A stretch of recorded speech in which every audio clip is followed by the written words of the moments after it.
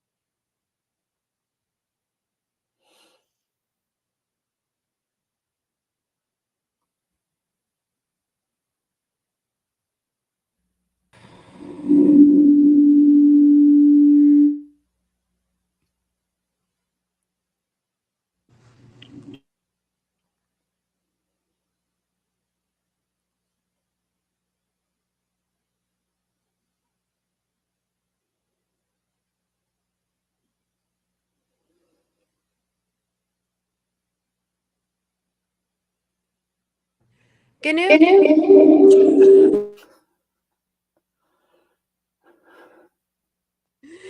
news? Can you hear us? I can hear you. It's just a bit loud and echoey.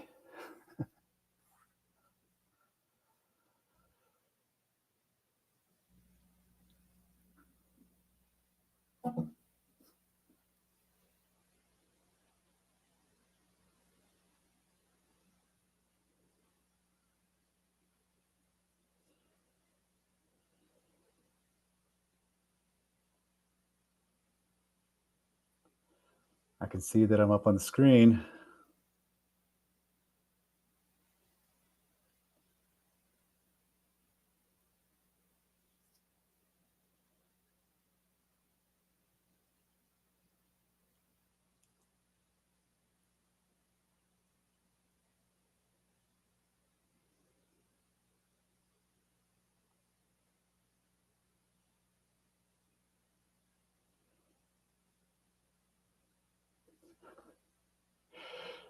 Can you guys hear me okay?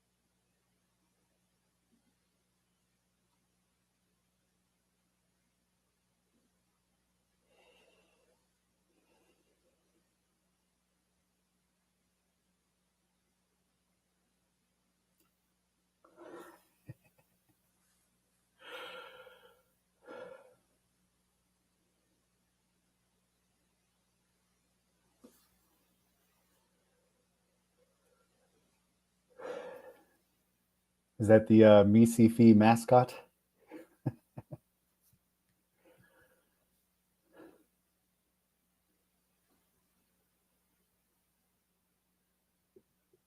Oh,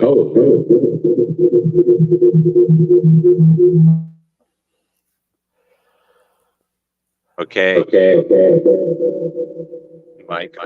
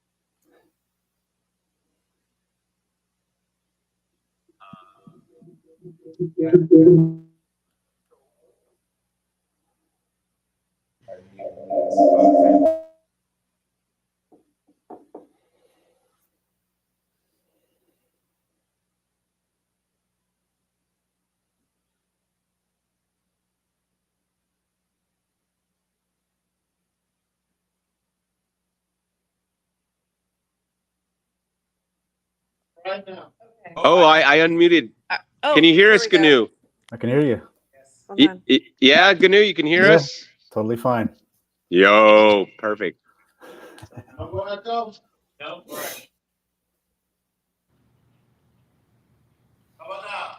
Yeah. We're good. He heard you. Yeah. I'm turning up my volume a little bit. Although none of the audio is coming. That's probably why we don't have the echo. Yeah. Because That's the true. PA system up here is not up right. Okay. Okay, we'll go ahead with the Q&A. We've got We're gonna go ahead with the Q&A. anyone questions? I noticed we're shut. How was that? Did you hear the question? No. So he noticed that it was shot on the iPhone. How was that? Very easy. How It's come- a very. Do we need a microphone?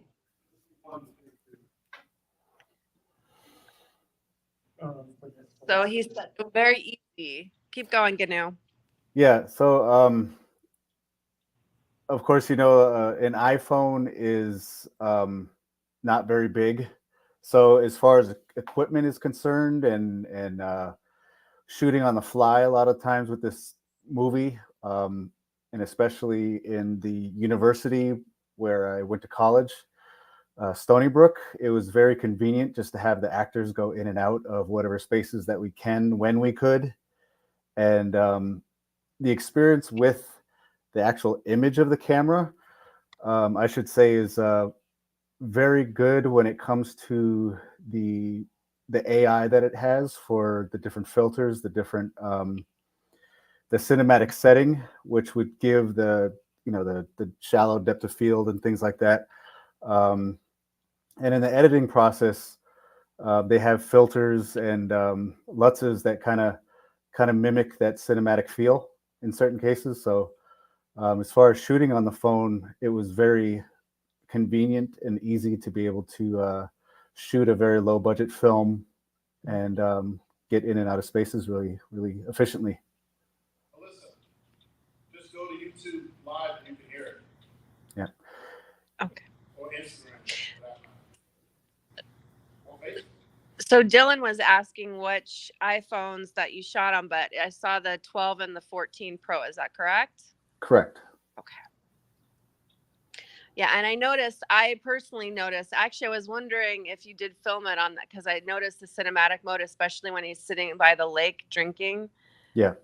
Because you can see that depth of field. Yeah, in some cases, when I shot with the 12, I would have to use like a blur filter to kind of approximate what the 14 would do. Oh, yeah. 12 didn't have the cinematic, did it? Or no, that's in the software. Does anybody know? No, it didn't. It didn't have the software. Okay. What other questions do we have for GNU? Or me. Or Dylan? Dylan the actor. No, actually, Some of it was. shot on the Shinnecock Reservation. Did you guys choose in the Hamptons? I noticed Whoa. Actually, the house was GNU's house that he was living in at the time. And that is in Calverton, Long Island. And it's all shot in Long Island. Gotcha. Okay. all of it. Yeah. Amazing. Yeah, Right. some people when they've watched the film, they can't tell that it was shot on Long Island. They said it looks like some other place, like Wisconsin or something like that. That's cool. Sorry, I'll rephrase my question of, I think I saw the Shinnecock Nation in the credits. Could you elaborate on? Well, the Shinnecock Indian Nation is where I grew up, and it's a highly forested area, so that's where the majority of the woodland kind of scenery was shot. So, since I filmed on the territory, basically I have to give them a thank you as well, because you know I don't need their permission, but to give them a credit to be able to show where the film was shot is the least I could do for allowing me to film there. Sorry, which part of the film was shot on the Shinnecock Reservation? A lot of mostly all of the woods, like all of the scenes where they're in the woods, is all a reservation. That's kind of the only places around, aside from the parks, that had kind of vast woodlands left. So instead of going through all the permissions of filming in the parks and things like that, we would just film on the res. We did shoot across the street from your house for a little. I mean, but that was a little pocket. Like the instances where he was running, that was only, man, that was such a small space. And it's another thing shooting with the iPhone. You can get into places and get certain angles that you wouldn't be able to do with heavier equipment. So you can fake that a small patch of woods is bigger than it is if you just shoot it at a certain angle, because the road was right there. There's houses right there. So if you just kind of move the camera a little bit, it looks like a big forested area.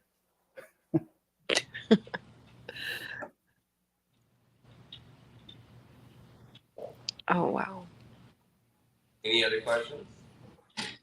There's a question there. It says, what were the challenges in casting and the challenges in post-production? The challenges in casting, because we're low budget and we didn't always have the money, we did go through quite a few actors, especially filming in the Hamptons, and a lot of the actors that mainly Dylan found in New York City, fellow actors. It was a long distance to be able to take time out of your day to come all the way up to Long Island from New York. So that was kind of the biggest challenges in acting and casting the film. A lot of times, if they're not your friends per se, and don't really see your vision because they're not your friends and reliable people, they'll often duck out and you'll have to replace those actors. We did film some things with other actors, then we'd had to reshoot, and especially going into the university, Stony Brook University, I'd have to get permission to do that. And then when we had actors who dropped out, seeing that it was a bigger commitment than they thought, we would have to go get permissions again and be able to go into those spaces again. And the second part of the question was acting and then what? Post-production. Post-production is actually probably the easiest part. Post-production, we still haven't found somebody to create a proper score. All of this was scored by friends who are musicians who donated music. So all of the music that you heard, Andrew Cooper, LT, Lee Taylor is actually her name. The biggest contributor was the Montauk Project. They're a band out of Montauk, New York. They donated basically their whole album. They said, use whatever we want. So we did. Luckily, I found a good music site that had a lot of really great sound effects and things like that, to be able to give tones and certain things like that. But we did do a interview not too long ago with MiSciFi, and one of the things that Dylan asked is, "Are you still editing?" And I sort of still am. You know, it's just one of those things where you're just never kind of satisfied with exactly how things are until it's really out there in the world. And MiSciFi is actually the second film festival that this has been in so far. The other thing in post-production, Final Cut Pro is what I'm editing on, Pro X. And I think with the iPhone and Final Cut Pro, this has been kind of a breeze post-production wise. Being able to make changes on the fly, it's been very easy to do, so not a lot of post-production work was that difficult. Okay. Any other questions? Awesome. Thank you, Canoe. Thank you for having me. I'm sorry I couldn't be there. Sorry I couldn't be there. I wanted to be there so badly. Oh, I know, but Dylan's a great, Phil. He is. Yeah. His own virtual effects. Oh, did you do your own virtual effects? No. There was a company by the name of Mod VFX.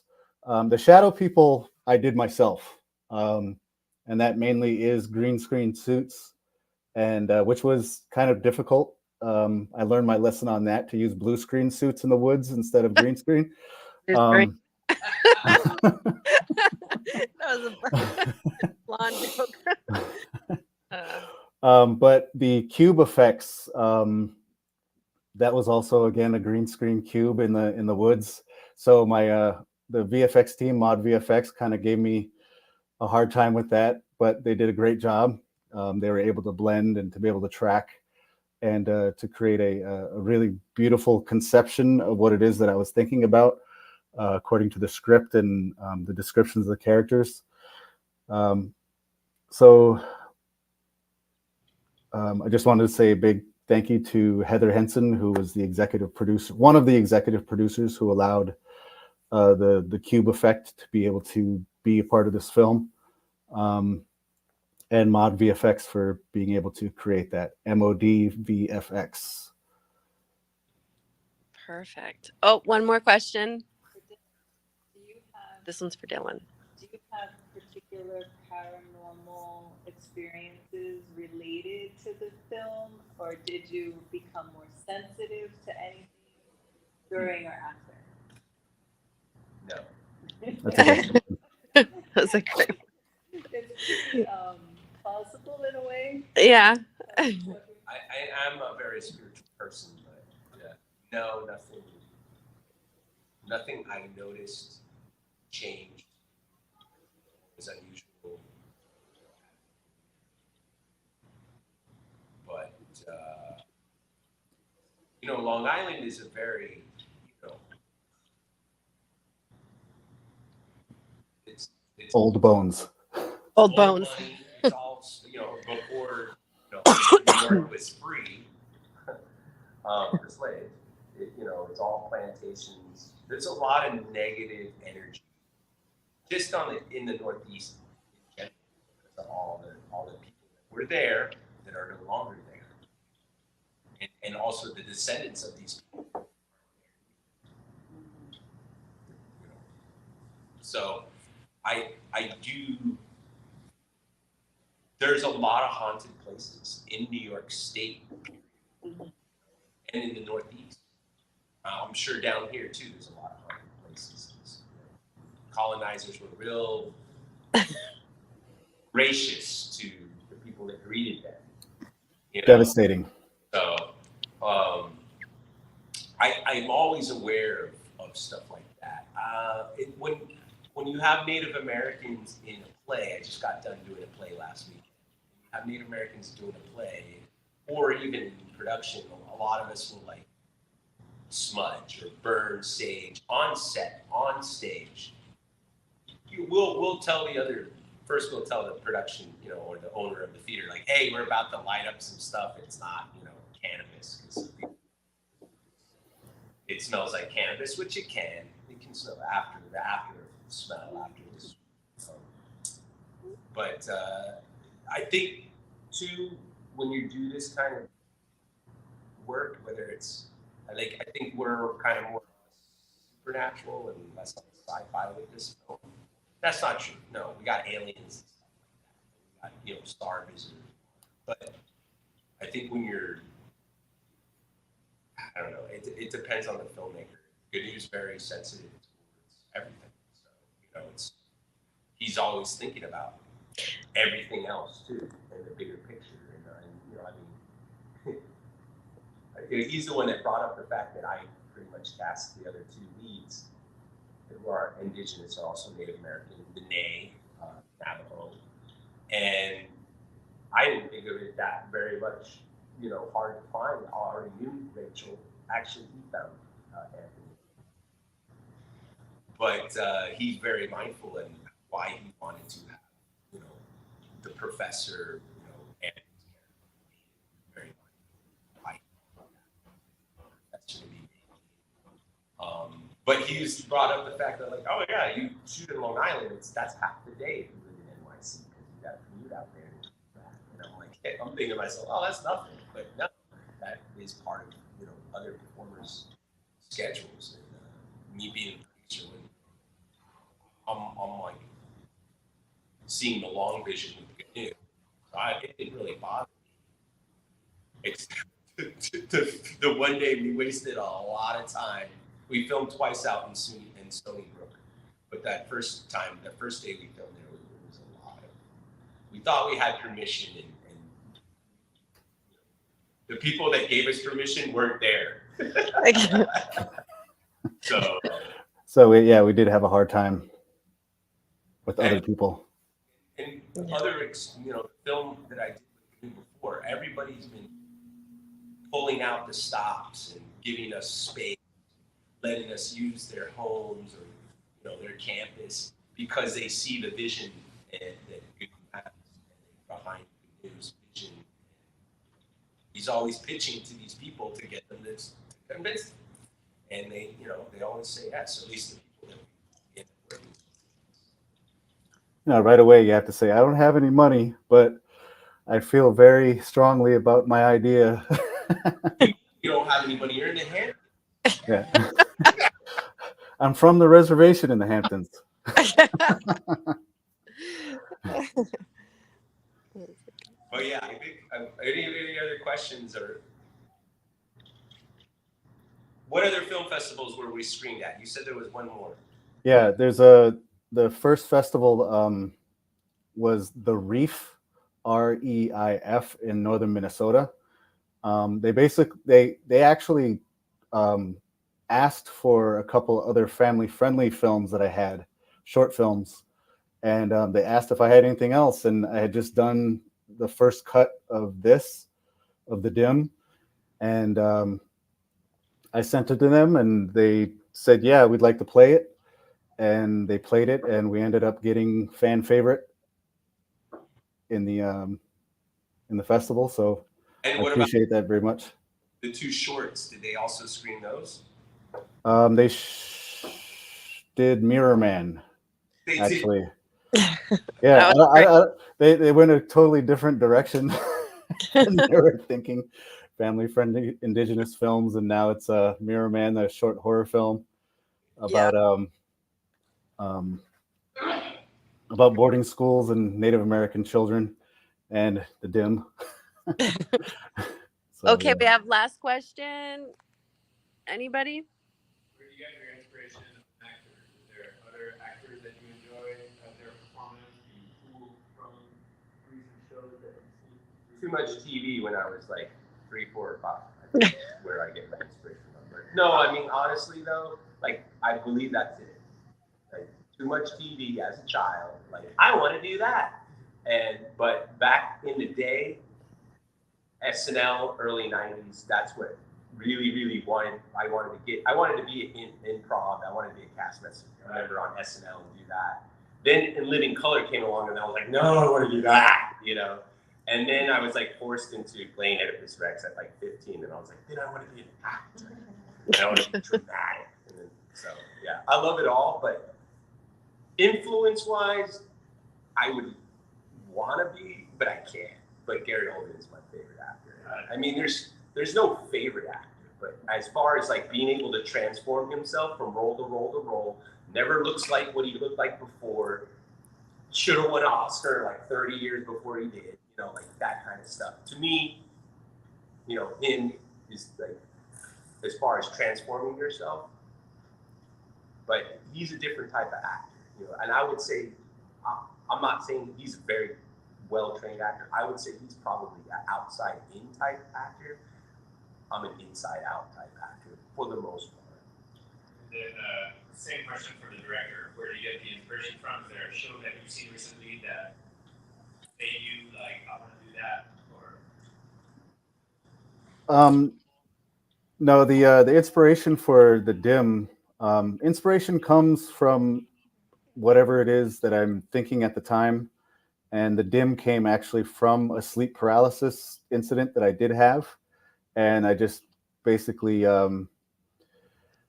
started overthinking around what it is that event may have been, whether it was another person, whether or not, you know, what are our beliefs in Native American spirituality, and then just keep going from there and talking about our prophecies and trying to weave all those things together into something that may be a coherent kind of entertaining story for people to watch. So it all came from, you know, not being able to breathe and move in the middle of the night, waking up, seeing a shadow figure in front of me, and then, you know, making a story around that and how it made me feel. Wow. Does that answer your question? That's not deep at all. Whoa. Where do you get your inspiration? Everything. Everything at once. Cool. Oh, we have one more.